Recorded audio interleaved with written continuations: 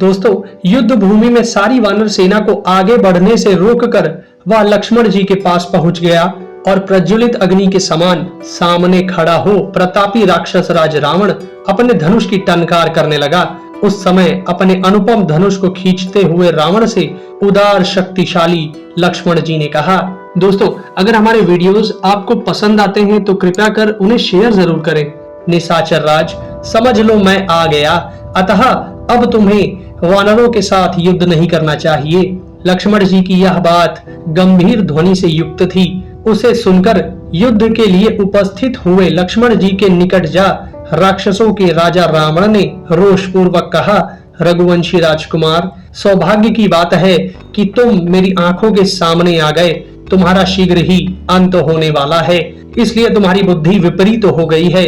अब तुम मेरे बाण समूहों से पीड़ित हो इसी क्षण यमलोक की यात्रा करोगे।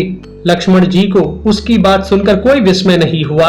उस समय लक्ष्मण जी ने उससे कहा, राजन, महान प्रभावशाली पुरुष तुम्हारी तरह केवल गर्जना नहीं करते, कुछ पराक्रम करके दिखाते हैं। पापाचारियों में अग्रगण्य रावण, तुम तो झूठी ही डींग हाँकते हो। राक्षस राज, तुमने सूने घर से जो चोरी चोरी एक असहाय नारी का अपहरण किया, इसी से मैं तुम्हारे बल, वीर्य, प्रताप और पराक्रम को अच्छी तरह जानता हूँ। इसीलिए हाथ में धनुष बाण लेकर सामने खड़ा हूँ। आओ युद्ध करो, व्यर्थ बातें बनाने से क्या होगा। उनके ऐसा कहने पर कुपित हुए राक्षस राज ने उन पर सुंदर पंखों वाले 7 बाण छोड़े, परंतु लक्ष्मण जी ने सोने के बने हुए विचित्र पंखों से सुशोभित और तेज धार वाले बाणों से उन सबको काट डाला। अपने समस्त बाणों को सहसा खंडित हुआ देख लंकापति रावण क्रोध के वशीभूत हो गया और उसने दूसरे तीखे बाण छोड़े, परंतु श्री राम के छोटे भाई लक्ष्मण जी इससे विचलित नहीं हुए। उन्होंने अपने धनुष से बाणों की भयंकर वर्षा की और शुर, अर्धचंद्र, उत्तम करणी तथा भल्ल जाति के बाणों द्वारा रावण के छोड़े हुए उन सब बाणों को काट डाला। उन सभी बाण समूहों को निष्फल हुआ देख राक्षस राज रावण लक्ष्मण जी की फुर्ती से आश्चर्यचकित रह गया और उन पर पुनः तीखे बाण छोड़ने लगा। देवराज इंद्र के समान पराक्रमी लक्ष्मण जी ने भी रावण के वध के लिए वज्र के समान भयानक वेग और तीखी धार वाले पैने बाणों को, जो अग्नि के समान प्रकाशित हो रहे थे, धनुष पर रखा, परंतु राक्षस राज ने उन सभी तीखे बाणों को काट डाला और ब्रह्मा जी के दिए हुए काल अग्नि के समान तेजस्वी बाण से लक्ष्मण जी के ललाट पर चोट की। रावण के उस बाण से पीड़ित हो लक्ष्मण जी विचलित हो उठे। उन्होंने हाथ में जो धनुष ले रखा था उसकी मुट्ठी ढीली पड़ गई। फिर उन्होंने बड़े कष्ट से होश संभाला और देवद्रोही रावण के धनुष को काट दिया। धनुष कट जाने पर रावण को लक्ष्मण जी ने 3 बाण मारे जो बहुत ही तीखे थे। उन बाणों से पीड़ित हो राजा रावण व्याकुल हो गया और बड़ी कठिनाई से वह फिर सचेत हो सका। जब धनुष कट गया और बाणों की गहरी चोट खानी पड़ी, तब रावण का सारा शरीर मेदे और रक्त से भीग गया। उस अवस्था में उस देवद्रोही राक्षस ने युद्ध स्थल में ब्रह्मा जी की दी हुई शक्ति उठा ली। वह शक्ति धूम युक्त अग्नि के समान दिखाई देती थी। रावण ने वह जलती हुई शक्ति बड़े वेग से सुमित्रा कुमार पर चलाई। अपनी ओर आती हुई उस शक्ति पर लक्ष्मण जी ने अग्नि तुल्य तेजस्वी बहुत से बाणों का प्रहार किया, तथापि वह शक्ति दशरथ कुमार लक्ष्मण जी के विशाल वक्ष स्थल में घुस गई। रघुकुल के प्रधान वीर लक्ष्मण जी यद्यपि बड़े शक्तिशाली थे, तथापि उस शक्ति से आहत हो पृथ्वी पर गिर पड़े और जलने से लगे। उन्हें विवल हुआ देख राजा रावण सहसा उनके पास आ पहुंचा और उनको वेग पूर्वक अपनी दोनों भुजाओं से उठाने लगा।